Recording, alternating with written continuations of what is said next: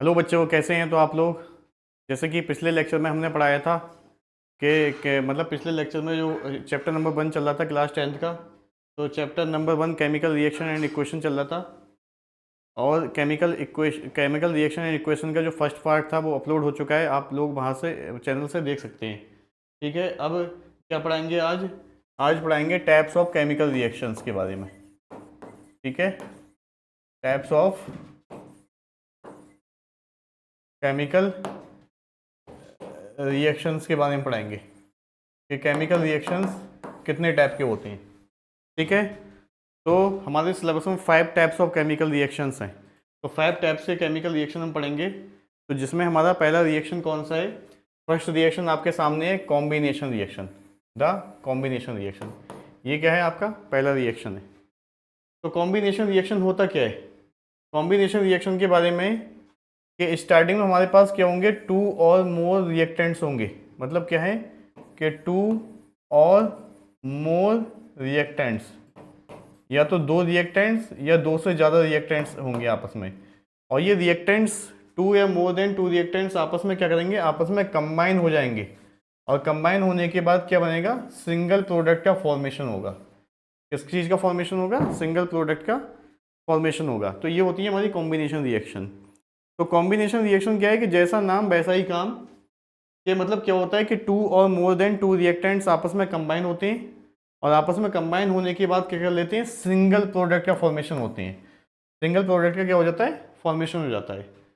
तो combination reaction में जो फाइनल प्रोडक्ट बनने हैं वो कितने बनने हैं? ओनली 1 प्रोडक्ट का फॉर्मेशन हो रहा है। और स्टार्टिंग में हमारे पास क्या होंगे? मैनी रिएक्टेंट्स होंगे, 2 या मोर देन 2 रिएक्टेंट्स होंगे।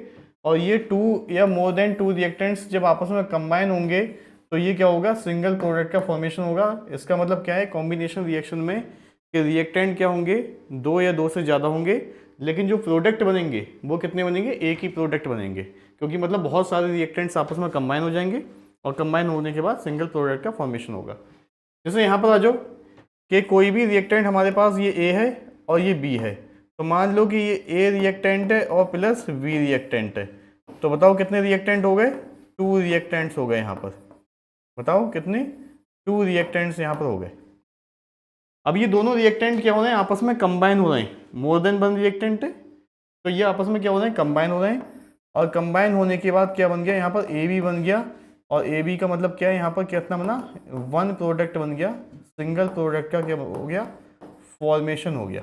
सिंगल प्रोडक्ट का फॉर्मेशन हो गया। ठीक है, जैसे ये रिएक्टेंट ए रिएक्टेंट बी आपस में कंबाइन हुए। कंबाइन होने के बाद क्या हुआ कि ये क्या बन गया? ए बी बन गया। और ए बी जो है वो क्या है? कितना? 1 प्रोडक्ट है, सिंगल प्रोडक्ट है। तो ऐसी रिएक्शन हमारी कौन सी होती है? इनको क्या बोलते हैं? कॉम्बिनेशन रिएक्शन बोला जाता है। ठीक है, जैसे फॉर एग्जांपल देखेंगे कि बर्निंग ऑफ अ कोल, कोल की बर्निंग, जो कोल होता है उसकी बर्निंग भी क्या होती है? कॉम्बिनेशन रिएक्शन होती है। जैसे यहाँ पर ये ले लिया हमने कार्बन, तो ये क्या है? जो कार्बन है वो कोल की ही फॉर्म है। मतलब जो कोल है वो कार्बन की फॉर्म है। तो जो कोल होता है वो कार्बन की फॉर्म होता है। ठीक है, तो कोल का मतलब क्या है? कार्बन। और कार्बन किसकी प्रेजेंस में बर्न होगा? ऑक्सीजन गैस की प्रेजेंस में बर्न होगा। किसकी प्रेजेंस में बर्न हो रहा है? ऑक्सीजन गैस की प्रेजेंस में बर्न हो रहा है कोल। ठीक है, तो जो कार्बन है वो किसकी प्रेजेंस में? ऑक्सीजन की प्रेजेंस में बर्न हो रहा है। तो कार्बन और ऑक्सीजन का क्या हो रहा है? यहाँ पर कम्बिनेशन हो रहा है। और क्या बन जा रहा है? यहाँ पर एक सिंगल प्रोडक्ट बन जाता है, कार्बन डाइऑक्साइड गैस का फॉर्मेशन हो जाता है। तो देखो यहाँ पर कि 1 रिएक्टेंट ये है एंड 1 रिएक्टेंट ये है। तो ये आपस में कितने रिएक्टेंट हो गए? 2 रिएक्टेंट हो गए। ठीक है, और दोनों रिएक्टेंट आपस में कंबाइन हुए तो क्या बना? एक सिंगल प्रोडक्ट का क्या हो गया? फॉर्मेशन हो गया। तो ये क्या होगी? कॉम्बिनेशन रिएक्शन हो गई, a type of combination reaction. जैसे ये वाली रिएक्शन बड़ी इंपॉर्टेंट रिएक्शन है, मैंने पहले भी इस रिएक्शन के बारे में बता दिया था। ये रिएक्शन हमने कहाँ पर कराई थी? चेंज इन टेम्परेचर वाले केस में कराई थी, कि the reactions involving in the change in temperature. तो उस वाले केस में मैंने ये वाली रिएक्शन आपको कराई होगी, स्लेक्ड लाइम फॉर्मेशन। तो स्लेक्ड लाइम फॉर्मेशन भी एक कॉम्बिनेशन रिएक्शन है। हमारे पास ये क्या होता है? इसका नाम होता है कैल्शियम ऑक्साइड। इसको बोलते क्या है? कॉमन नेम इसका होता है क्विक लाइम। तो क्विक लाइम, क्विक लाइम। और क्विक लाइम को हम किस में मिक्स करेंगे? वाटर में मिक्स करेंगे। तो क्विक लाइम को हमने किस में मिक्स कर दिया? वाटर में। तो क्विक लाइम और वाटर, कैल्शियम ऑक्साइड और वाटर का जो कम्बिनेशन होगा, तो इनके कम्बिनेशन के बाद क्या बनेगा? कैल्शियम हाइड्रोक्साइड बन जाएगा। इसका नाम क्या होगा? Calcium hydro oxide, calcium hydro oxide, इसका नाम होगा कैल्शियम हाइड्रो ऑक्साइड। ठीक है, और इसको क्या बोलते हैं? इसका कॉमन नेम क्या होता है? सिलेक्ट लाइम इसका कॉमन नेम होता है। ठीक है, साथ में क्या है, हीट भी इवॉल्व हो रही है। तो जब हीट इवॉल्व होती है तो temperature of the reaction will be increasing, और जब टेम्परेचर इंक्रीज होगा और हीट इवॉल्व होगी तो ऐसे रिएक्शन को क्या बोलते हैं? एक्सोथर्मिक रिएक्शन बोलते हैं। तो एक्सोथर्मिक रिएक्शन होने के साथ साथ ये कॉम्बिनेशन रिएक्शन भी है। ठीक है, एक्सोथर्मिक रिएक्शन तो है, वो तो हम बता चुके हैं पहले ही कि हीट इवॉल्व हो रही है इस रिएक्शन के दौरान। ठीक है, जब कैल्शियम ऑक्साइड को वाटर में जब मिक्स कर रहे हैं तो कैल्शियम हाइड्रोक्साइड बनना है, तो क्या हो रहा है कि साथ में प्रोडक्ट बनने के साथ साथ हीट भी रिलीज हो रही है, और जब हीट रिलीज हो रही है तो हम बता चुके हैं तो रिएक्शन इज एक्सोथर्मिक। ठीक है, तो एक्सोथर्मिक रिएक्शन तो है, वो तो एक अलग टाइप हो गया on the basis of the heat, लेकिन क्या है, कैल्शियम ऑक्साइड और वाटर क्या हो रहे हैं, यहाँ पर मिक्स हो रहे हैं, कंबाइन हो रहे हैं, और एक सिंगल प्रोडक्ट बनना है। तो इस सिंगल प्रोडक्ट बनने के वजह से ये क्या है, हमारे पास एक कॉम्बिनेशन रिएक्शन भी है। सिंगल प्रोडक्ट बनने की वजह से ये क्या है, एक कॉम्बिनेशन रिएक्शन भी है। ठीक है, तो कॉम्बिनेशन रिएक्शन का बेसिक यहीं पर ख़त्म हो गया। मतलब कॉम्बिनेशन रिएक्शंस क्या होती हैं?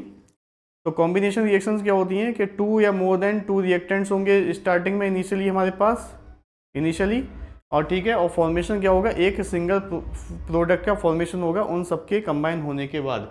ठीक है, तो देखो सीबीएसई बोर्ड को प्रीवियस ईयर क्वेश्चन, ये क्वेश्चन क्या है, प्रीवियस ईयर क्वेश्चन है, आपके बोर्ड एग्जाम में आ चुका है और बड़ा ही इंपॉर्टेंट क्वेश्चन है ये। ठीक है, क्वेश्चन क्या है, a solution of a substance x, कोई भी सब्सटेंस एक्स है तो उसका सोल्यूशन कहाँ पर यूज हो रहा है?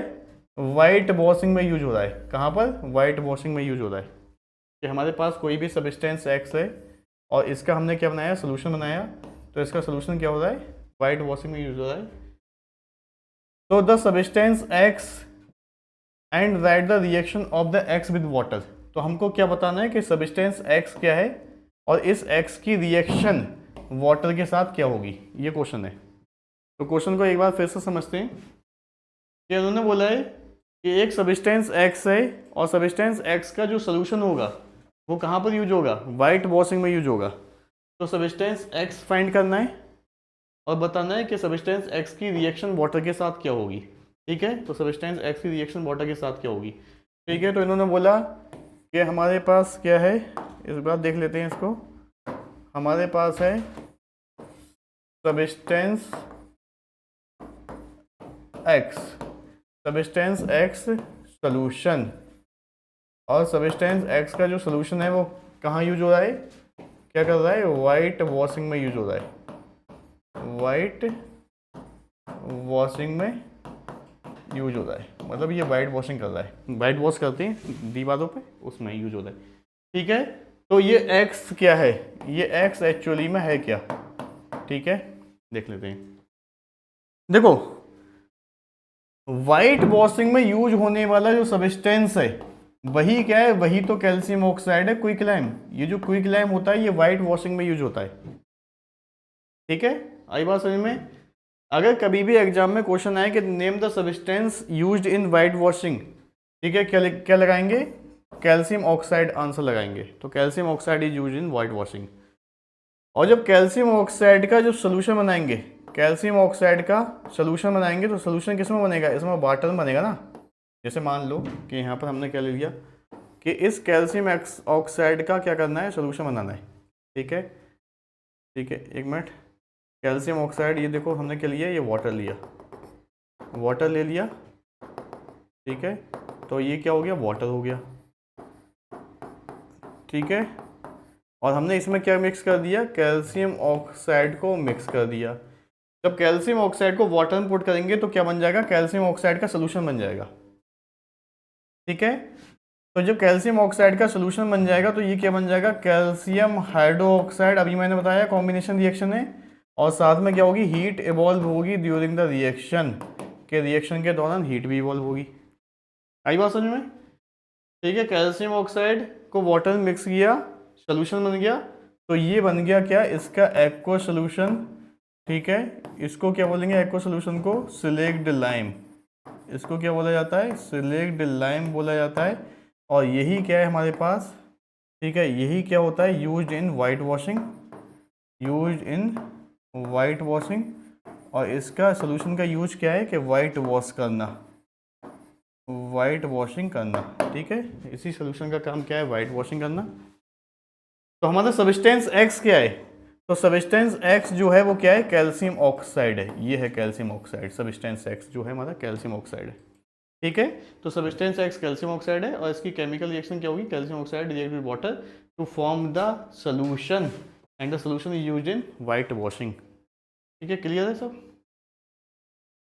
अब the next reaction is decomposition reaction. तो जो भी हमारे डीकम्पोजिशन रिएक्शन होते हैं वो क्या होते हैं, एक्चुअली बिल्कुल अपोजिट होते हैं कॉम्बिनेशन रिएक्शन के, ठीक है। जो भी हमारे डीकम्पोजिशन रिएक्शन होंगे वो बिल्कुल अपोजिट होंगे कॉम्बिनेशन रिएक्शन के, कॉम्बिनेशन रिएक्शन के। तो कॉम्बिनेशन रिएक्शन और डीकम्पोजिशन रिएक्शन क्या होते हैं, एक दूसरे के ये होते हैं, एक दूसरे के क्या होते हैं, अपोजिट होते हैं।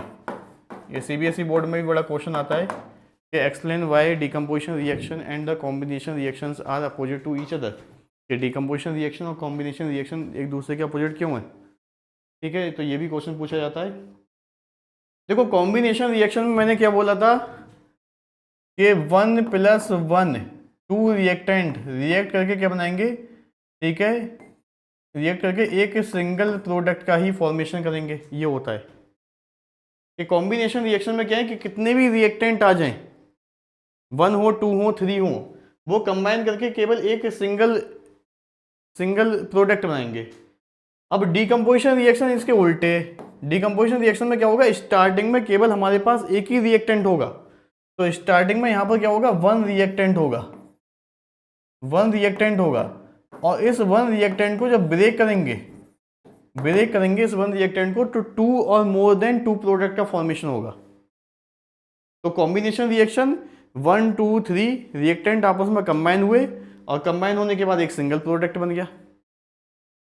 और डीकम्पोजिशन रिएक्शन स्टार्टिंग में क्या है कि केवल एक सिंगल रिएक्टेंट है हमारे पास इनिशियली, और इस सिंगल रिएक्टेंट को क्या करेंगे, ब्रेक करेंगे, ठीक है। वो ब्रेकिंग जो होगी वो एनर्जी की प्रेजेंस में होगी, तो वो अलग टाइप के रिएक्शंस हैं। तो हम क्या करें कि इनिशियली हम इसको ब्रेक करेंगे, और ब्रेक करने के बाद क्या होगा कि यहाँ पर मोर देन 1 प्रोडक्ट बनेगा, कि एक से ज़्यादा प्रोडक्ट का फॉर्मेशन होगा यहाँ पर। तो ये होगी आपकी डीकम्पोजिशन रिएक्शन, ये एक से ज़्यादा प्रोडक्ट बनेगा, ठीक है। तो दोनों एक दूसरे के अपोजिट हैं। तो देखो यहाँ पर देखो आ गया सिंगल रिएक्टेंट है, और सिंगल रिएक्टेंट को क्या कर दिया, डीकम्पोज कर दिया, ब्रेक डाउन कर दिया, और बन क्या गए, बहुत सारे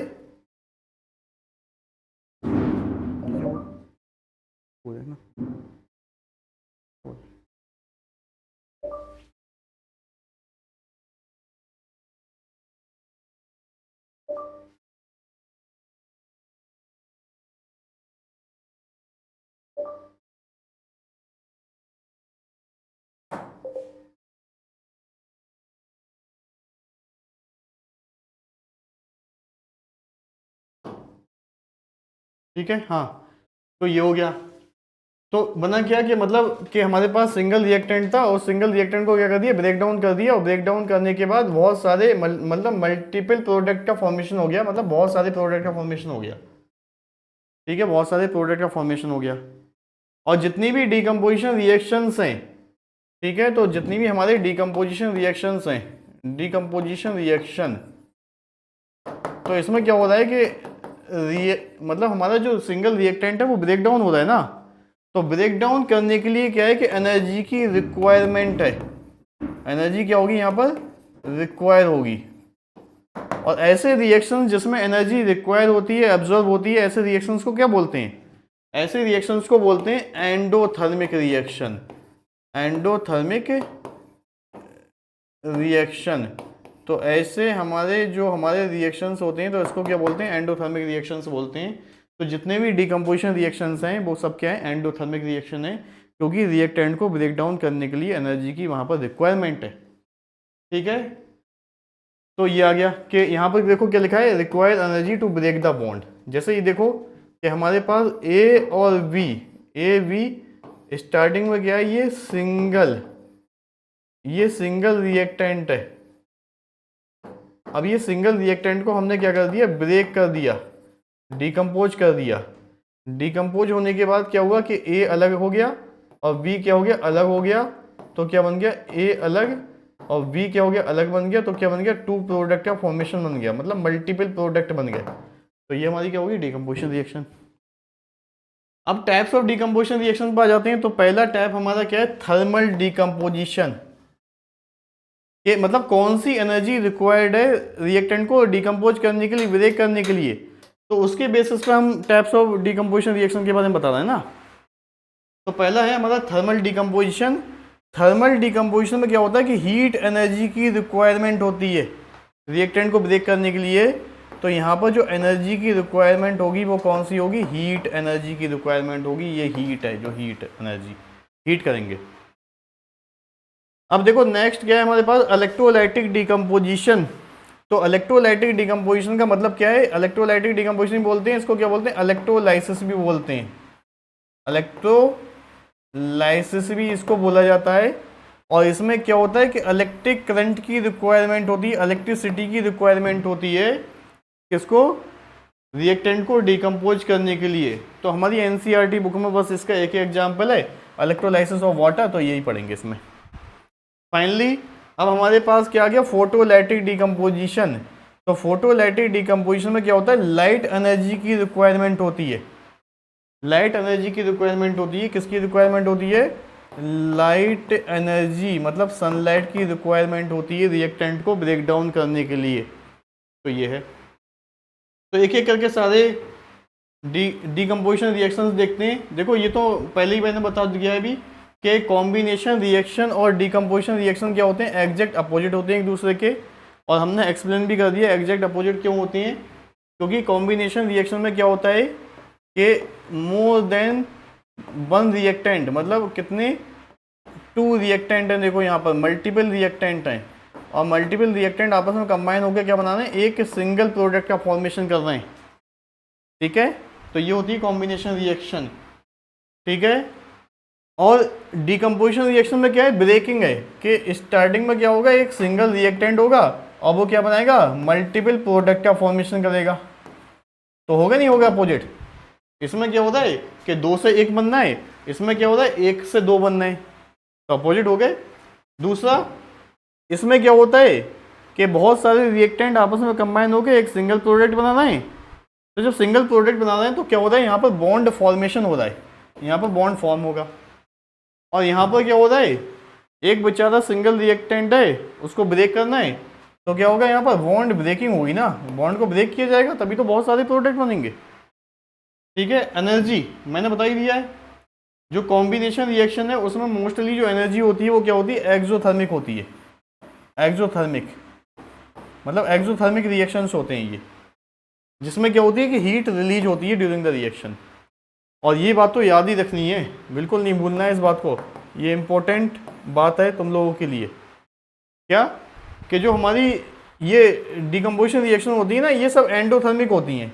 एंडोथर्मिक क्यों होती हैं, क्योंकि रिएक्टेंट हमारे क्या करते हैं, एनर्जी को एब्जॉर्ब करते हैं। और जब एनर्जी को एब्जॉर्ब करेंगे तभी तो ब्रेक डाउन करेंगे, तभी तो प्रोडक्ट फॉर्मेशन होगा। तो ये सारा बेसिक आइडिया बता दिया है। अब देखो एक क्वेश्चन है बड़ा ही इंपॉर्टेंट क्वेश्चन है ये, और ये 2026 से CBSE में भी आ चुका है ये क्वेश्चन। ठीक है, जो इस साल का जो पेपर था उसमें भी आया था ये क्वेश्चन, बड़ा ही इंपॉर्टेंट क्वेश्चन है। ये जो हमारे सिल्वर क्लोराइड और या सिल्वर ब्रोमाइड जो होते हैं, सिल्वर क्लोराइड या सिल्वर ब्रोमाइड, ठीक है, तो उनको डार्क कलर के बोटल्स में ही क्यों रखते हैं, डार्क कलर के बोटल्स में ही क्यों रखते हैं। जैसे यहाँ देखो कि ये सिल्वर क्लोराइड या सिल्वर ब्रोमाइड है, तो इनको क्या करा है, डार्क कलर के बोतल में रखा है। इसको देख लेते हैं, इस क्वेश्चन को दोबारा लिख देते हैं यहाँ पर कि क्वेश्चन क्या है। क्वेश्चन है कि वाई सिल्वर, पेन पतला कर लेते हैं,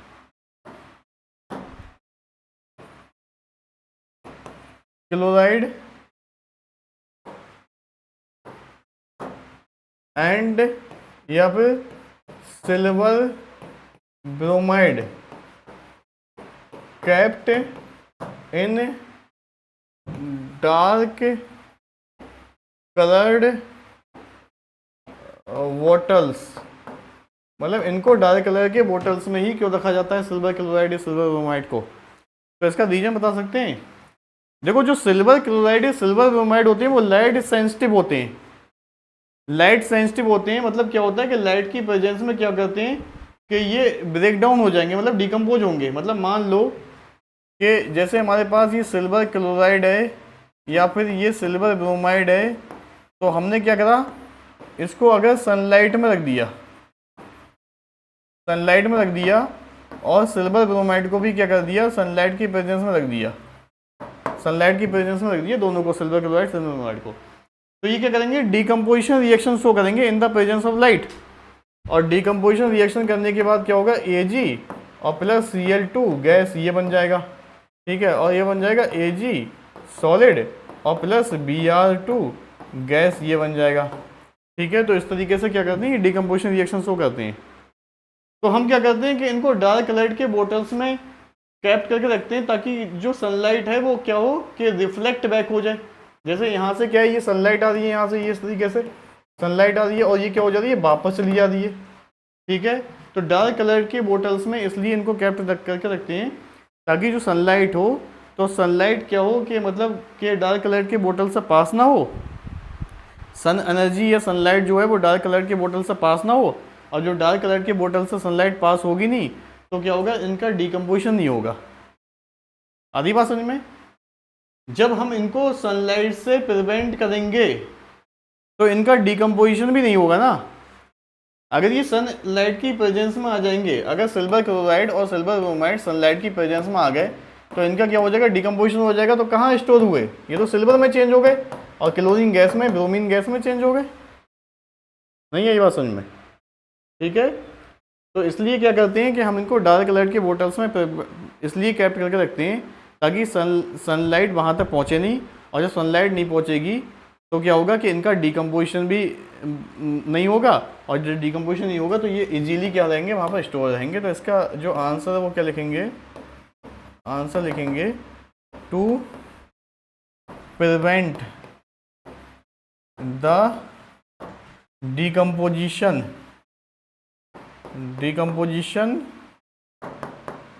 ऑफ सिल्वर क्लोराइड और सिल्वर ब्रोमाइड है। सिल्वर क्लोराइड और सिल्वर ब्रोमाइड का डिकम्पोजिशन ना हो सनलाइट की प्रेजेंस में, ठीक है।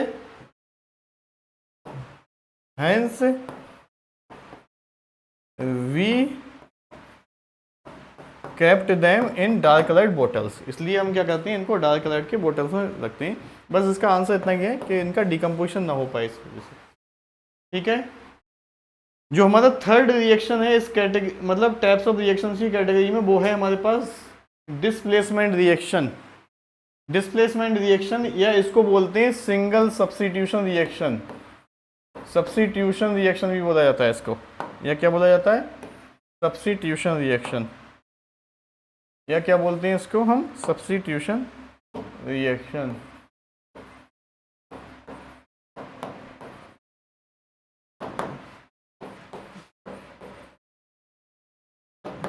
सब्स्टिट्यूशन रिएक्शन भी बोलते हैं इसको। मतलब जो हमारे पास ये जो हमारे पास डिस्प्लेसमेंट रिएक्शन है, तो इस डिस्प्लेसमेंट रिएक्शन को क्या बोलेंगे, सब्स्टिट्यूशन रिएक्शन भी बोलेंगे। तो इसमें होता क्या है, सब्स्टिट्यूशन का मतलब तो जानते ही हैं, ठीक है। सब्स्टिट्यूशन का मतलब होता है कि मतलब किसी को किसी से सब्स्टिट्यूट कर देना, रिप्लेस कर देना, ये तो होता है सब्स्टिट्यूशन का मतलब। कि सब्स्टिट्यूशन का मतलब क्या होता है कि मतलब किसी भी चीज़ को दूसरी चीज़ से क्या करना, रिप्लेस करना। अब यहाँ पर तो हम क्या पढ़ रहे हैं, केमिकल रिएक्शन पढ़ रहे हैं, तो केमिकल रिएक्शन में तो एलिमेंट्स की बात होगी भाई, ठीक है। तो क्या होगा कि अ मोर रिएक्टिव एलिमेंट, कि कोई भी मोर रिएक्टिव एलिमेंट, यहाँ पर देखो, इसको देख लो और अपने दिमाग में डाल दो कि यहाँ पर किसकी बात हो रही है, ज़्यादा रिएक्टिव एलिमेंट की बात हो रही है, मोर रिएक्टिव एलिमेंट की। तो मोर रिएक्टिव एलिमेंट क्या करेगा, displace a less reactive element. तो लेस रिएक्टिव एलिमेंट को मोर रिएक्टिव एलिमेंट क्या करेगा, डिस्प्लेस करेगा फ्रॉम इट्स कंपाउंड और सॉल्ट। तो डिस्प्लेसमेंट रिएक्शन क्या है डिस्प्लेसमेंट रिएक्शन वो होती है जिसमें ज़्यादा reactive element less reactive element को डिस्प्लेस करता है। ठीक है, तो हम क्या करेंगे, कंपैरिजन करेंगे मोर रिएक्टिव एलिमेंट और लेस रिएक्टिव एलिमेंट के बीच में। ठीक है, इन दोनों के बीच में कंपैरिजन होगा, तो more reactive will displace the less reactive element and the reaction will B displacement reaction. ठीक है, जैसे मान लो कि हमारे पास देखो ये आयरन है, ये आयरन है, आयरन की नेल है या आयरन का ऑब्जेक्ट है। इस आयरन को मान लो, देखो मैं रिएक्शन को लिख देता हूँ यहाँ पर, यहाँ लिख देता हूँ। ठीक है, ये हमारे पास क्या है, आयरन है। इस आयरन को मैंने कॉपर सल्फेट में क्या कर दिया, डिप कर दिया कॉपर सल्फेट सोल्यूशन में। कोई बता सकता है इस रिएक्शन को मैंने कहाँ कराया था? इस रिएक्शन को मैंने कलर चेंज की रिएक्शन में कराया था। तो वहाँ पर तो हमने रिएक्शन ऐसी जनरली लिख दी थी। तो जनरली लिखने का मतलब क्या था कि मतलब कि कोई भी कलर चेंज की रिएक्शन लिखो तो हमने कलर चेंज की रिएक्शन लिख दी। ठीक है, या कोई भी टेम्परेचर चेंज की रिएक्शन लिखो तो हमने टेम्परेचर चेंज की रिएक्शन लिख दी थी। लेकिन इन सारी रिएक्शंस के कॉन्सेप्ट कहाँ से हैं वो सीखेंगे। कि मान लो कि हमने कोई भी आयरन का ऑब्जेक्ट या आयरन की नेल को डिप कर दिया कॉपर सल्फेट सोल्यूशन में। आई बात समझ में? तो देखो, तो हमारे पास देखो दो मेटल है, यहाँ पर दो मेटल हैं, दो एलिमेंट हैं। तो एक तो ये फ्री एलिमेंट है और ये फ्री एलिमेंट जो है इसका नाम है आयरन, और एक हमारे पास दूसरा मेटल ये है कॉपर। ये कैसा है? कॉपर जो है वो किस में प्रेजेंट है? सॉल्ट में प्रेजेंट है या कंपाउंड में प्रेजेंट है। ठीक है, तो देखो आयरन हमारे पास फ्री एलिमेंट है और दूसरा मेटल है हमारे पास कॉपर, जिन के बीच में हम कंपेरिजन कर रहे हैं रिएक्टिविटी का।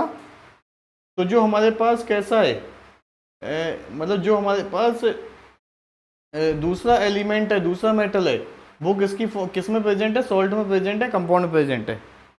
ठीक है, तो देखो होना क्या चाहिए कि ये जो आयरन है ये मोर रिएक्टिव एलिमेंट है। आयरन जो है वो मोर रिएक्टिव एलिमेंट है और कॉपर जो है वो लेस रिएक्टिव एलिमेंट है। ठीक है, तो अगर हम रिएक्टिविटी का कंपैरिजन करें, अगर मैं कहूँ कि रिएक्टिविटी क्या है, बोलो रिएक्टिविटी है क्या? तो अगर रिएक्टिविटी का कंपैरिजन करें तो आयरन जो होता है वो ज़्यादा रिएक्टिव होता है एज कम्पेयर टू कॉपर। अब देखो मिल गया हमको पॉइंट कि जो आयरन है वो ज़्यादा मतलब क्या है, रिएक्टिव है कंपेयर टू द कॉपर। तो ये आयरन क्या करेगा, इस कॉपर को यहाँ से डिस्प्लेस कर देगा, क्योंकि more reactive will displace the less reactive element.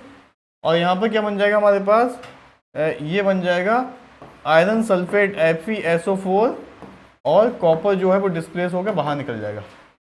अब कोई मुझे ये बता सकता है कि ये रिएक्शन पॉसिबल है नहीं है? चलो वो तो मैंने बता दी। चलो बच्चों बताओ, ये रिएक्शन है पॉसिबल है नहीं है? वो तो पॉसिबल है, मैंने बता दी। लेकिन इसकी पॉसिबिलिटी है नहीं है? ठीक है, देखो सुनो, मैंने क्या बोला कि ये एलिमेंट और एक कंपाउंड का एलिमेंट, मतलब एक फ्री एलिमेंट और एक कंपाउंड का मेटल, कंपाउंड का एलिमेंट, इन दोनों के बीच में कंपैरिजन कर रहे हैं। रिएक्टिविटी मैंने किसकी ज़्यादा बताई है? आयरन की क्या है, रिएक्टिविटी ज़्यादा है, मोर रिएक्टिव है। और कॉपर की रिएक्टिविटी कैसी है? ये लेस रिएक्टिव है। अब बताओ, जो फ्री एलिमेंट है वो लेस रिएक्टिव है और जो कंपाउंड का एलिमेंट है, सॉल्ट का एलिमेंट है, वो मोर रिएक्टिव है। तो ये लेस रिएक्टिव एलिमेंट इस मोर रिएक्टिव एलिमेंट को कभी भी डिस्प्लेस नहीं करेगा। तो यहाँ पर क्या होगा? नो रिएक्शन, कोई भी रिएक्शन नहीं होगी। तो आई बात समझ में कि यहाँ वाला एलिमेंट ये मोर रिएक्टिव होना चाहिए, तभी रिएक्शन डिस्प्लेसमेंट होगी। अगर यहाँ वाला एलिमेंट जो फ्री है, अगर ये लेस रिएक्टिव है तो reaction will not occur, reaction नहीं होगी। तो सॉल्ट का एलिमेंट लेस रिएक्टिव होना चाहिए और जो हमारा फ्री एलिमेंट है वो कैसा होना चाहिए? मोर रिएक्टिव होना चाहिए, then the reaction will occur, otherwise no reaction will be occur. ठीक है, जैसे देखो यहाँ पर क्या है कि आयरन रिएक्ट विद, पेन बदल देते हैं, iron react with copper sulphate. ठीक है, क्या बन गया? आयरन सल्फेट बन गया और कॉपर निकल गया। स्टार्टिंग में मैंने बता दिया था कि ये ब्लू कलर का सोल्यूशन होता है और डिस्प्लेसमेंट रिएक्शन हो जाती है, तो ये कैसा बन जाता है? लाइट ग्रीन कलर का सोल्यूशन का फॉर्मेशन हो जाता है। ठीक है, इसके बाद नेक्स्ट हमारी रिएक्शन है डबल डिस्प्लेसमेंट। अब देखो कि डिस्प्लेसमेंट पढ़ने के बाद हम क्या पढ़ेंगे? डबल डिस्प्लेसमेंट पढ़ेंगे। तो डबल डिस्प्लेसमेंट क्या होते हैं? तो देखो डबल डिस्प्लेसमेंट रिएक्शंस वो होते हैं जिसमें सॉल्ट्स के बीच में आयंस का एक्सचेंज होता है। मतलब आयंस क्या होते हैं? एक्सचेंज होते हैं। ठीक है, तो सॉल्ट के बीच में क्या होगा कि आयंस का एक दूसरे के साथ एक्सचेंज होगा। ठीक है, तो द रिएक्शन, देखो मैं बता देता हूँ, वेयर देयर इज एक्सचेंज, देखो पॉइंट मिला, ये एक्सचेंज ऑफ आयंस, आयंस का एक्सचेंज है, देखो ये आयंस का एक्सचेंज। तो the reaction where there is exchange of ions between the reactants, ठीक है, to form a entirely new compound, ये तो बनेगा ही बनेगा। लेकिन क्या है, मेन हमारे पास पॉइंट है कि डबल डिस्प्लेसमेंट रिएक्शन क्या होता है? Exchange of ions between the reactants, reactants के बीच में क्या होगा कि आयंस का एक्सचेंज होगा, तभी जाकर डबल डिस्प्लेसमेंट रिएक्शन होगी। ठीक है, इसको बताते हैं। ठीक है, अब देखो यहाँ पर कि मान लो कि एक टेस्ट ट्यूब में मैंने ले लिया सोडियम सल्फेट और दूसरे में क्या लिया? बेरियम क्लोराइड ले लिया, बेरियम क्लोराइड ले लिया। तो एक ले लिया हमने सोडियम सल्फेट और दूसरा ले लिया बेरियम क्लोराइड। आई बेटा बात समझ में? तो सोडियम सल्फेट भी हमारे पास एक्वा सोल्यूशन है और बेरियम क्लोराइड भी मेरे बेटे एक्वा सोल्यूशन होता है। ठीक है, ये अब देखो सुनो कि ये लिए, अब हमने क्या बोला? मैंने बोला कि हो क्या रहा है?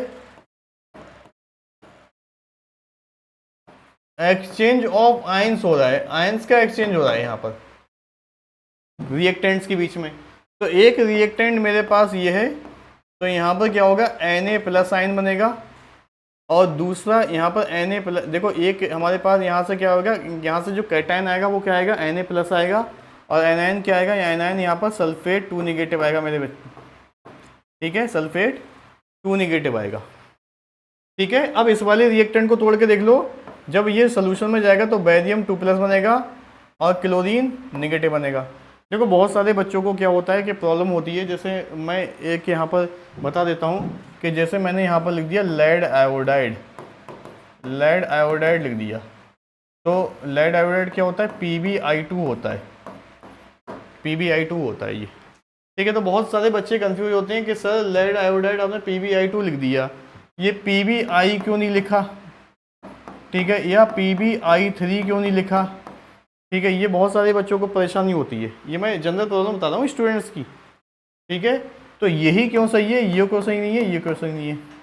तो देखो बच्चों, इसके लिए तुमको कैटायंस और एनायंस पता होना चाहिए, और कैटायंस और एनायंस बनाने के बाद एक क्या होता है कि मतलब एक्सचेंज वाला मतलब एक मेथड होता है, तो उससे हम क्या करते हैं कि किसी भी नेम का फॉर्मूला बना देते हैं। ठीक है, तो कमेंट सेक्शन में क्या करें, कमेंट सेक्शन में अपनी राय दें कि क्या मैं इसकी 10 मिनट की क्या इस टॉपिक पर भी वीडियो बना सकता हूँ। ठीक है, अगर बच्चे बोलेंगे कि हाँ कि सर हमको ये समझ में नहीं आता है ये वाला पोर्शन कि कैसे आपने ये कर दिया। ठीक है, जैसे मैं बोल रहा हूँ यहाँ पर सोडियम सल्फेट लिखा है, सोडियम सल्फेट लिखा है, सोडियम सल्फेट लिखा है, तो मैं क्या करूँगा? ऐसे करके Na2SO4 लिख दूँगा। ठीक है, बहुत से बच्चे बोलेंगे Na3SO4 क्यों नहीं हुआ सर, या Na4SO42 क्यों नहीं हुआ? ठीक है, तो कमेंट सेक्शन में आप अपनी राय दे सकते हैं कि क्या इस पर मैं 10-15 मिनट की वीडियो बना सकता हूँ। ठीक है, अगर बच्चे कहेंगे कि हाँ सर हमको समझ में नहीं आता ये कैसे हो जाता है, आप 10-15 मिनट की एक सेपरेट वीडियो इसमें बना दीजिए, हमको समझा दीजिए, तो मैं इसकी सेपरेट वीडियो भी आपको बना के दे दूँगा। वैसे भी ये हमारा टॉपिक है नहीं, ठीक है, तो इसको अगली किसी वीडियो में हम कवर कर लेंगे, अगर बच्चे मतलब क्या है पॉजिटिव रिव्यू देंगे कि आप इस पर एक वीडियो बना के दे दीजिए। ठीक है, तो इसको इरेज कर देते हैं।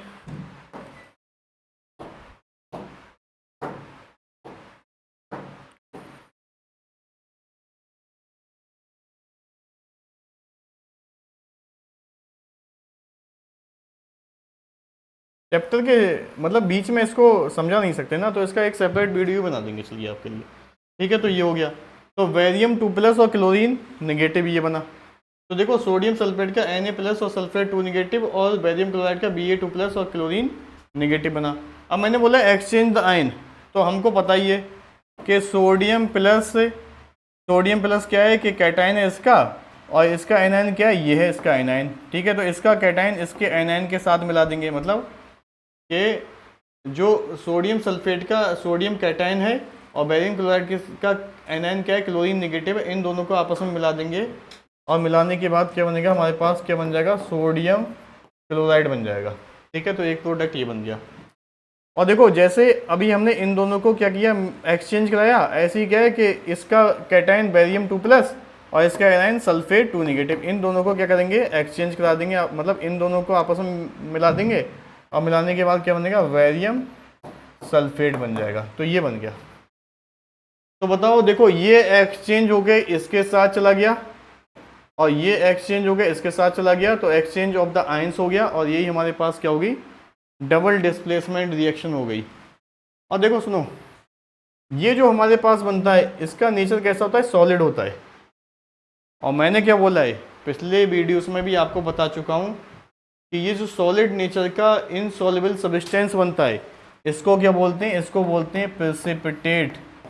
क्या बोलते हैं, प्रेसिपिटेट, प्रेसिपिटेट। और इस प्रेसिपिटेट का कलर कैसा होगा, बेरियम सल्फेट का वाइट कलर होगा। और भूलना मत, एक मैंने रिएक्शन कराई थी उसमें प्रेसिपिटेट क्या बनना था, PbI2 बनना था। और इस PbI2 प्रेसिपिटेट का कलर कैसा होता है, येलो कलर होता है, येलो, ठीक है। तो यहाँ पर क्या बन गया, बेरियम सल्फेट बन गया, ये क्या बना, प्रेसिपिटेट बना।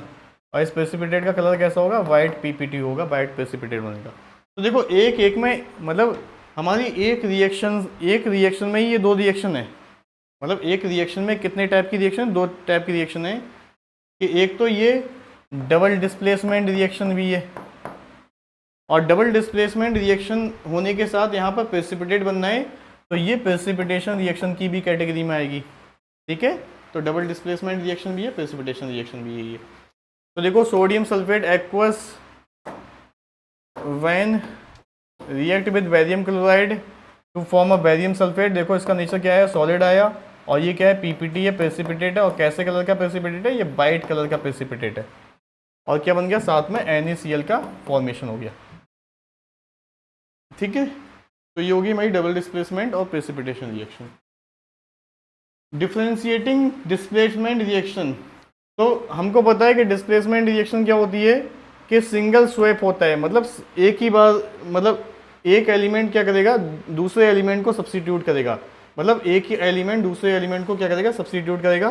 तो one pure element replaces the another element in the compound. इसमें क्या होता है डिस्प्लेसमेंट में कि एक एलिमेंट जो प्योर फॉर्म में होता है, फ्री फॉर्म में होता है, वो दूसरे एलिमेंट को डिस्प्लेस करेगा जो कि कंपाउंड में होगा, ठीक है, ठीक है। अगर हम इसका क्या करें कि मतलब इसको अगर डिक्टेट करें, मतलब याद करें, ठीक है, तो कौन सी एलिमेंट की रिएक्टिविटी ज़्यादा है, किसकी कम है, तो ये क्या होता है, ये रिएक्टिविटी सीरीज से हम क्या कर लेते हैं, जान लेते हैं कि किस एलिमेंट की रिएक्टिविटी ज़्यादा है, किसकी क्या है, कम है।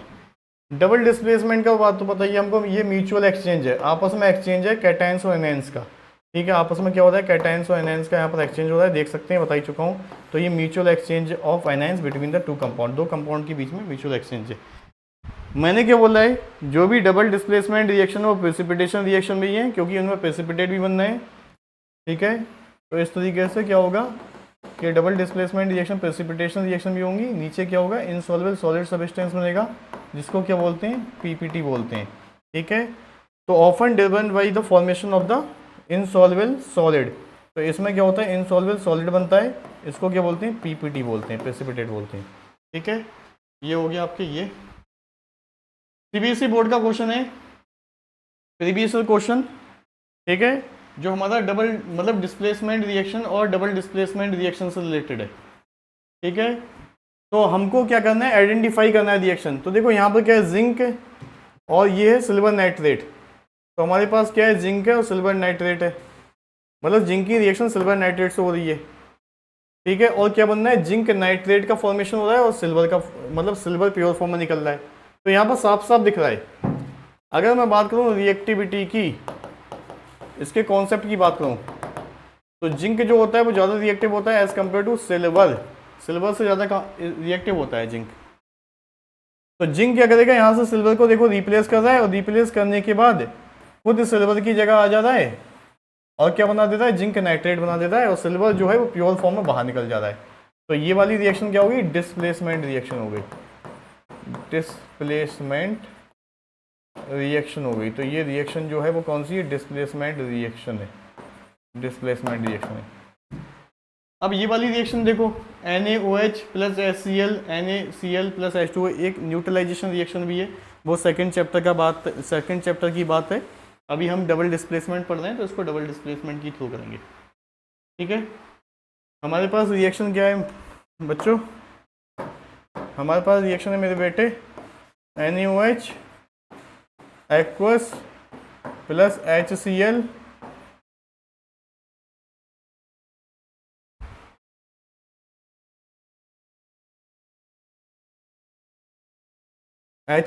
एक्वस, और ये है, देखो सुनो, मैंने क्या बोला कि डबल डिस्प्लेसमेंट रिएक्शन मेरे बच्चों क्या होती है, डबल डिस्प्लेसमेंट रिएक्शन होती है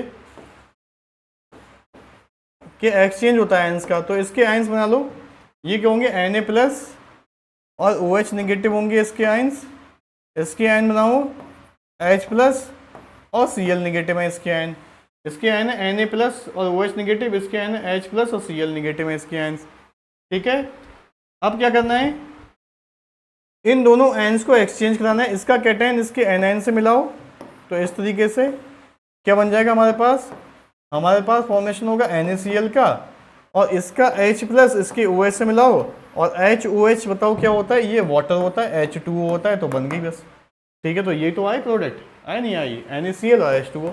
तो ये रिएक्शन मेरे बच्चों क्या हुई, ये रिएक्शन बच्चों ये हुई डबल डिस्प्लेसमेंट, क्या हुई, double displacement reaction, double displacement reaction है ये, ठीक है। बताओ इतनी बात क्लियर है। तो टाइप्स ऑफ रिएक्शन हमने क्लियर करा दी कि हमारे कौन कौन से टाइप की रिएक्शन होती हैं। तो कॉम्बिनेशन रिएक्शन में क्या होता है कि हमारे पास इनिशियली हमारे पास 2 या मोर देन 2 रिएक्टेंट होंगे और सिंगल प्रोडक्ट का फॉर्मेशन होगा, मतलब सारे रिएक्टेंट्स आपस में कंबाइन होकर सिंगल प्रोडक्ट बनाएंगे। डीकम्पोजिशन रिएक्शन क्या होती है, डीकम्पोजिशन रिएक्शन होती है कि हमारे पास इनिशियली सिंगल रिएक्टेंट होगा, अब वो सिंगल रिएक्टेंट जो होगा वो डिकम्पोज हो जाएगा किसमें, मैनी प्रोडक्ट्स में, मतलब मल्टीपल प्रोडक्ट में डिकम्पोज हो जाएगा। उसके बाद डिस्प्लेसमेंट रिएक्शन क्या होता है कि more reactive free element will displace the less reactive element from its compound, ये डिस्प्लेसमेंट रिएक्शन है।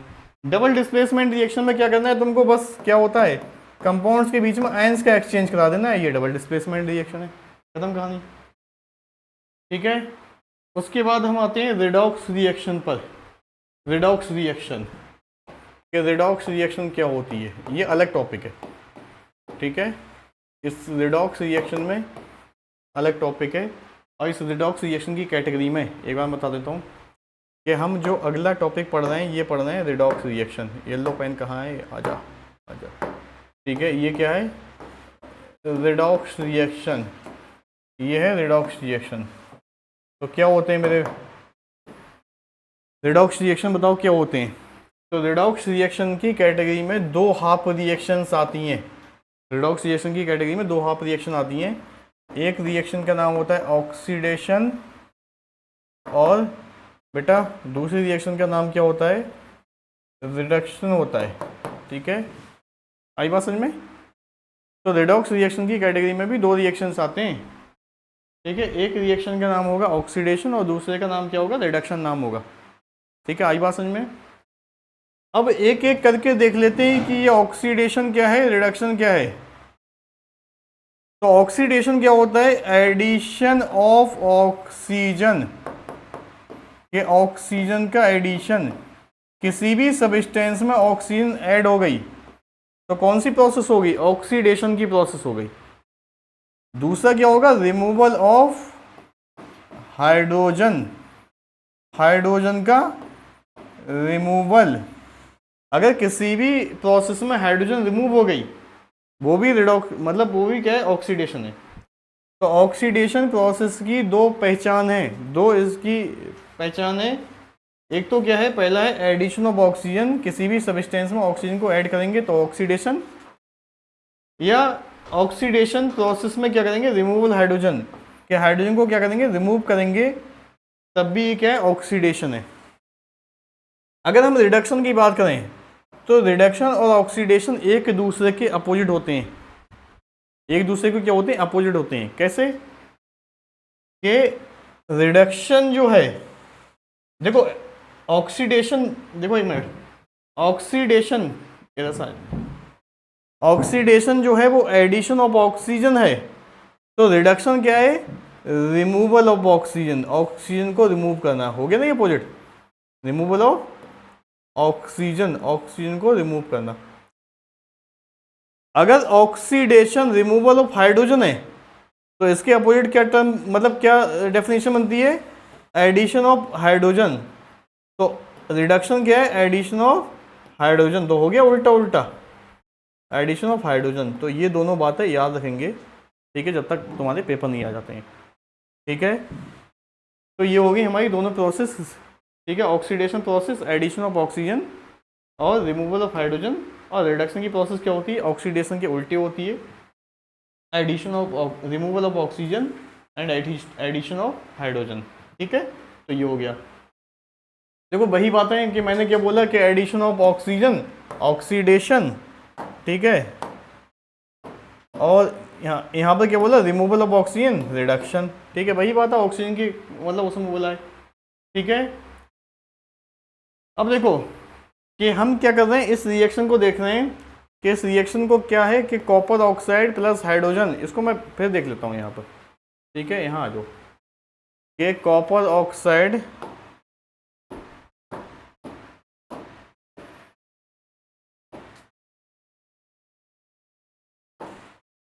क्या लिया है हमने, कॉपर ऑक्साइड लिया है और हाइड्रोजन ये लिया है, ठीक है, और इसको क्या कर दिया, हीट कर दिया, मतलब कॉपर ऑक्साइड को हाइड्रोजन की प्रेजेंस में क्या कर दिया, हीट कर दिया, कॉपर ऑक्साइड प्लस हाइड्रोजन, इसको क्या किया, हीट किया, हाँ ठीक है, कॉपर ऑक्साइड और हाइड्रोजन को हमने क्या कर दिया, हीट कर दिया। प्रोडक्ट क्या बने यहाँ पर, प्रोडक्ट बना कॉपर प्लस वाटर, ये बन गया प्रोडक्ट, ये बना। अब बताओ बच्चों, देखो अब हमको बताना है इसमें ऑक्सीडेशन कहाँ पर हो रहा है, रिडक्शन कहाँ पर हो रहा है, ये बताना है। इस पूरे प्रोसेस में ऑक्सीडेशन कहाँ हो रहा है, रिडक्शन कहाँ हो रहा है, कैसे बताएंगे। देखो ऑक्सीडेशन और रिडक्शन के क्वेश्चन करने से पहले क्या करना है कि एक बेसिक चीज़ को पकड़ के रख लेना। वो बेसिक चीज़ क्या है कि जैसे हमने यहाँ पर क्या हुई है कि वो बेसिक चीज़ क्या है कि एक एलिमेंट को देखना है, वो एलिमेंट यहाँ पर क्या है, देखो वो एलिमेंट है यहाँ पर कॉपर, इस कॉपर को हमने यहाँ पर देखा कि कॉपर, रिएक्टेंट में कॉपर देखा, और देखो यहाँ पर हमको दिख रहा है प्रोडक्ट का कॉपर, और ये दिख रहा है मुझे प्रोडक्ट का कॉपर, तो ये दिख रहा है मुझको प्रोडक्ट का कॉपर, रिएक्टेंट का कॉपर ये है, ये रिएक्टेंट का कॉपर है, और ये मेरे पास क्या है, प्रोडक्ट का कॉपर है, प्रोडक्ट का, ठीक है, ये है। अब ये वाला कॉपर किस में जाके कन्वर्ट हो रहा है, रिएक्टेंट का कॉपर प्रोडक्ट के कॉपर में जाके कन्वर्ट हो रहा है, कि reactant copper converted into product copper. पहले इस रिएक्टेंट के कॉपर के पास ऑक्सीजन थी नहीं थी, रिएक्टेंट के कॉपर के पास ऑक्सीजन थी, बताओ, लेकिन अब इस प्रोडक्ट के कॉपर के पास ऑक्सीजन नहीं है, तो इधर से इधर जाने में क्या हो गया, रिमूवल ऑफ ऑक्सीजन हो गया, कि ऑक्सीजन का रिमूवल हो गया। और मैंने क्या बोला है, removal of oxygen, removal of oxygen ही क्या होता है, रिडक्शन हो रहा है। तो इसका मतलब क्या हो रहा है कि ये इधर इधर क्या हो रहा है, रिडक्शन हो रहा है, मतलब कॉपर ऑक्साइड का रिडक्शन हो रहा है, ठीक है। अब मैंने क्या बोला है कि एक बेसिक एलिमेंट को पकड़ के रखते हैं, तो यहाँ पर वो एलिमेंट क्या है, देखो हाइड्रोजन ले लिया हमने, ये हाइड्रोजन लिया यहाँ पर, तो ये रिएक्टेंट का हाइड्रोजन हो गया, बराबर है, और ये क्या हो गया, प्रोडक्ट का हाइड्रोजन हो गया, बराबर है। तो ये रिएक्टेंट का हाइड्रोजन जाके कन्वर्ट हो रहा है प्रोडक्ट के हाइड्रोजन में, रिएक्टेंट का हाइड्रोजन कन्वर्ट हो रहा है प्रोडक्ट के हाइड्रोजन में। तो रिएक्टेंट के हाइड्रोजन के पास ऑक्सीजन नहीं है, लेकिन प्रोडक्ट के हाइड्रोजन के पास एक ऑक्सीजन है, one oxygen is there, product के हाइड्रोजन के पास एक ऑक्सीजन है। रिएक्टेंट के ऑक्सीजन के मतलब रिएक्टेंट के हाइड्रोजन के पास कोई ऑक्सीजन नहीं था, लेकिन प्रोडक्ट के हाइड्रोजन के पास एक ऑक्सीजन है। तो इधर से इधर जाने में, लेफ्ट टू राइट जाने में एक हाइड्रोजन का क्या हो रहा है, एडिशन हो रहा है। तो एडिशन ऑफ हाइड्रोजन, और मैंने क्या बोला है कि नहीं नहीं, मैं क्या बोल रहा हूँ, ठीक है देखो, एक मिनट,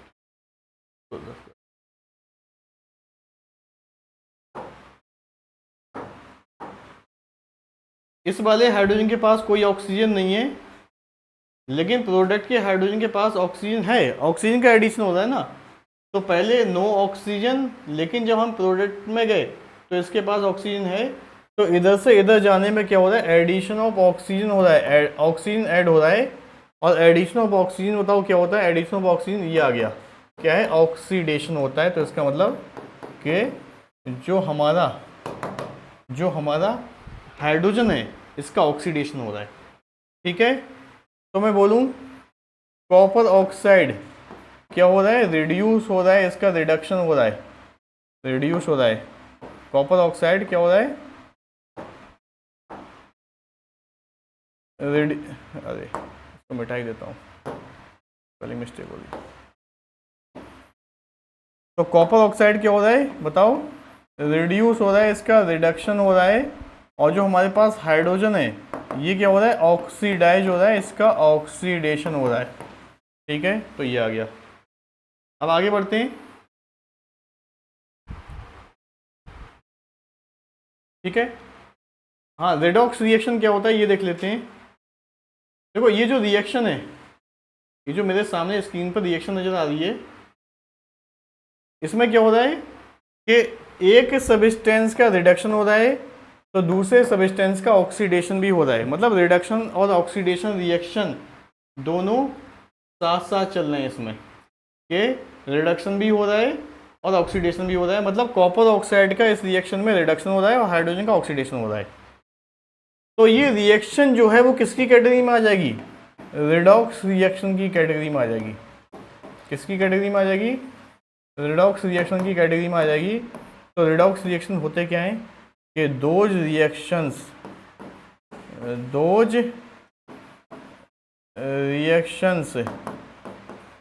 इन विच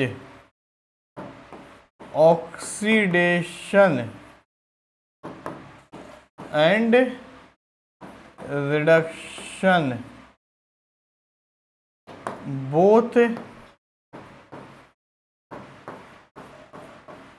occurs simultaneously, ठीक है। तो रिडॉक्स रिएक्शन क्या होते हैं, ऐसे रिएक्शन होते हैं जिसमें ऑक्सीडेशन भी हो रहा हो और रिडक्शन भी हो रहा हो, और दोनों प्रोसेस क्या हो रही हो, साइमल्टेनियसली हो रही हो, साथ साथ हो रही हो। तो ऐसे रिएक्शन जिसमें ऑक्सीडेशन और रिडक्शन दोनों हो रहे हों और ऑक्सीडेशन रिडक्शन दोनों साथ साथ हो रहे हों, तो ऐसी रिएक्शंस को क्या बोलेंगे, रिडॉक्स रिएक्शन बोलेंगे। तो ये जो रिएक्शन मेरे सामने लिखी है बोर्ड पर, स्क्रीन पर, ये कैसी है, रिडॉक्स रिएक्शन है, क्योंकि यहाँ पर एक सब्सटेंस रिड्यूस हो रहा है, दूसरा सब्सटेंस क्या हो रहा है, ऑक्सीडाइज हो रहा है, ठीक है। तो ये आ गया, देखो वही कि जो हमारे पास क्या है कि ऑक्सीडेशन, गेन ऑफ ऑक्सीजन, जो मैंने अभी समझाया है, और क्या है, लॉस ऑफ देखो ऑक्सीडेशन क्या है, गेन ऑफ ऑक्सीजन और लॉस ऑफ हाइड्रोजन, ठीक है। और रिडक्शन क्या है, रिडक्शन है loss of oxygen and gain of hydrogen. बाकी इलेक्ट्रॉन्स के केस में क्या होता है कि लॉस ऑफ इलेक्ट्रॉन जो होता है वो क्या होता है, ऑक्सीडेशन होता है, और गेन ऑफ इलेक्ट्रॉन बताओ क्या होता है, ये रिडक्शन होता है। तो ये इलेक्ट्रॉनिक कॉन्सेप्ट है, ठीक है। हाँ, ये आ गया सीबीएसई बोर्ड का क्वेश्चन। तो प्रीवियस ईयर क्वेश्चन आ गया सीबीएसई बोर्ड का, और बड़ा ही इंपॉर्टेंट क्वेश्चन है एनसीईआरटी की, ये मतलब एनसीईआरटी का क्वेश्चन है, एनसीईआरटी बुक में भी दे सका है। ये रिएक्शन है हमारे पास, हाँ देखो एम एन, देखो ये रिएक्शन है हमारे पास, ये हमारा बिल्कुल लास्ट टॉपिक आ गया। MnO2 प्लस 4HCl क्या बना रहा है, MnCl2 plus H2 plus Cl2, ये हमारे पास रिएक्शन यही है, सेम रिएक्शन, ठीक है, ठीक है। ये हमारे पास रिएक्शन है, अब देखो इसमें हमको पता करना है कि ऑक्सीडेशन किसका हो रहा है, रिडक्शन किसका हो रहा है। तो मैंने तुमको पहले ही बोल दिया, एक बेसिक एलिमेंट को पकड़ लो अदर देन ऑक्सीजन हाइड्रोजन। तो यहाँ पर वो बेसिक एलिमेंट कौन सा है, मैग्नीस है, Mn। यहाँ रिएक्टेंट का मैग्नीस ये और प्रोडक्ट का मैग्नीस ये आ गया, कि रिएक्टेंट का मैग्नीस ये है और प्रोडक्ट का मैग्नीस क्या आ गया, ये वाला आ गया प्रोडक्ट का मैग्नीस। तो इसका मतलब क्या है कि ये वाला मैग्नीस कन्वर्ट हो रहा है इस वाले मैग्नीस में। अब इस वाले मैग्नीस के पास है क्या, चला क्या गया, बहुत सारी चीज़ें देखो।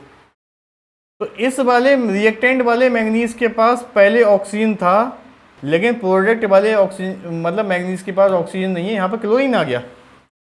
साफ सीधी बात है कि रिएक्टेंट का जो मैग्नीस है उसके पास ऑक्सीजन था, लेकिन प्रोडक्ट के मैग्नीस के पास ऑक्सीजन नहीं है।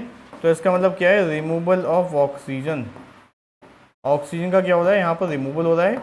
और जब ऑक्सीजन का रिमूवल होता है तो बताओ क्या होता है, ये रिडक्शन होता है, रिडक्शन होता है, रिडक्शन। ठीक है। अब देखो दूसरा कोई भी देख लो, यहाँ पर देखो क्लोरीन, ये क्लोरीन है रिएक्टेंट का, और ये देखो ये प्रोडक्ट का क्लोरीन है। तो ये वाला क्लोरीन जाके कन्वर्ट हो रहा है इस वाले क्लोरीन में। तो रिएक्टेंट के क्लोरीन के पास, जो रिएक्टेंट का क्लोरीन है उसके पास हाइड्रोजन है हाइड्रोजन, और प्रोडक्ट के क्लोरीन के पास नो हाइड्रोजन, कोई भी हाइड्रोजन नहीं है। तो यहाँ पर क्या हो गया, रिमूवल ऑफ हाइड्रोजन। हाइड्रोजन का रिमूवल हो रहा है, किसका, रिमूवल ऑफ हाइड्रोजन, हाइड्रोजन का रिमूवल हो रहा है। और हाइड्रोजन के रिमूवल को ही क्या बोलते हैं बताओ, हाइड्रोजन के रिमूवल को क्या बोलते हैं, ऑक्सीडेशन बोलते हैं, ऑक्सीडेशन बोलते हैं। तो ये हो गया। और ये ओवरऑल रिएक्शन बताओ क्या है, कि ऑक्सीडेशन भी हो रहा है, रिडक्शन भी हो रहा है। तो ये होगी रेडॉक्स रिएक्शन। कैसी रिएक्शन होगी, रेडॉक्स रिएक्शन। ठीक है। तो मैं यहाँ पर लिख देता हूँ कि अगर मैं बात करूँ सबस्टेंस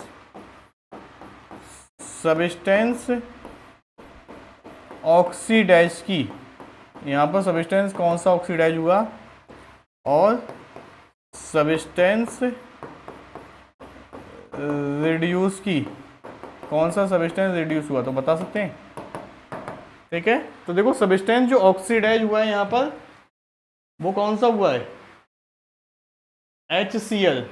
तो सबस्टेंस ऑक्सीडाइज कौन सा हुआ है यहाँ पर, HCl। और सबस्टेंस रिड्यूस कौन सा हुआ है, MnO2 हुआ है, ये हुआ है। ठीक है। देखो एक और टर्म है, देखो दो टर्म्स और हैं, तो उनको ही बता देता हूं मैं। एक क्या होता है, ऑक्सीडाइजिंग एजेंट OA, और दूसरा क्या है, रिड्यूसिंग एजेंट RA। इन दोनों के बारे में देखो, ये दोनों है क्या, देखो जो मतलब क्या है कि ऑक्सीडाइजिंग एजेंट और रिड्यूसिंग एजेंट ऑक्सीडेशन और रिडक्शन के कंपेरिजन में बताओ कैसे अपोजिट हैं, उल्टे हैं। तो उल्टा उल्टा कर देना है। अगर ऑक्सीडाइजिंग एजेंट की बात हो रही है तो ऐसा सबस्टेंस जिसका रिडक्शन हुआ हो। अगर बात किसकी हो रही है, ऑक्सीडाइजिंग एजेंट की हो रही है, ऑक्सीडाइजिंग एजेंट की, तो ऑक्सीडाइजिंग एजेंट क्या होगा, कि वो सबस्टेंस होगा जिसका रिडक्शन हुआ है। तो उल्टा उल्टा है। तो हम क्या बोलेंगे कि ऑक्सीडाइजिंग एजेंट कौन सा है, द सबस्टेंस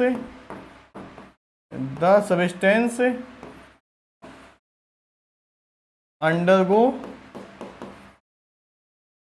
ऑक्सीडेशन, कि ऐसा सबस्टेंस जिसका नहीं ऑक्सीडेशन नहीं, रिडक्शन। तो ऐसा सबस्टेंस जिसका क्या हो रहा है, रिडक्शन हो रहा है, मतलब उल्टा उल्टा है ना। तो द सबस्टेंस अंडरगो रिडक्शन, कि ऐसा सबस्टेंस जिसका रिडक्शन हो रहा है वो ऑक्सीडाइजिंग एजेंट है। तो वहाँ पर जब उल्टा है तो यहाँ पर कौन सा सीधा होगा, यहाँ पर भी तो उल्टा होगा। तो रिड्यूसिंग एजेंट कौन सा सबस्टेंस होगा, जो ऑक्सीडेशन शो करेगा। द सबस्टेंस अंडरगो ऑक्सीडेशन, ये हमारा क्या होगा, रिड्यूसिंग एजेंट होगा जो ऑक्सीडेशन शो करेगा। तो देखो उल्टा उल्टा है, एजेंट के केस में उल्टा है, ऑक्सीडाइजिंग एजेंट रिडक्शन शो करेगा और रिड्यूसिंग एजेंट ऑक्सीडेशन शो करेगा। तो अगर मैं बात करूँ ऑक्सीडाइजिंग एजेंट की और रिड्यूसिंग एजेंट की, तो ऑक्सीडाइजिंग एजेंट देखो, ऑक्सीडाइज कौन सा हुआ है HCl, तो ये हो गया रिड्यूसिंग एजेंट, और रिड्यूस कौन सा हुआ है MnO2, तो ये हो गया ऑक्सीडाइजिंग एजेंट MnO2। ठीक है, ये हो गया आपके। तो देखो ऑक्सीडेशन और रिडक्शन भी खत्म हो गया और ये सारी चीज़ें मैंने बता दी हैं। अब बढ़ते हैं नेक्स्ट स्लाइड पर। तो आज की क्लास यहीं पर ख़त्म करते हैं। ठीक है, तो मतलब क्या है कि पार्ट फर्स्ट इस क्लास मतलब इस चैप्टर का मतलब हमने पहले ही डाल दिया है यूट्यूब चैनल पर, और ये पार्ट सेकंड है, और पार्ट थर्ड के लिए आप वेट करिए। तो पार्ट थर्ड क्या होगा, एक क्वेश्चन की सीरीज, मतलब क्वेश्चन की सीरीज भी होगी। ठीक है, तो part third will be the series of the question. तब तक के लिए आपसे इजाज़त चाहते हैं। धन्यवाद, थैंक यू वेरी मच।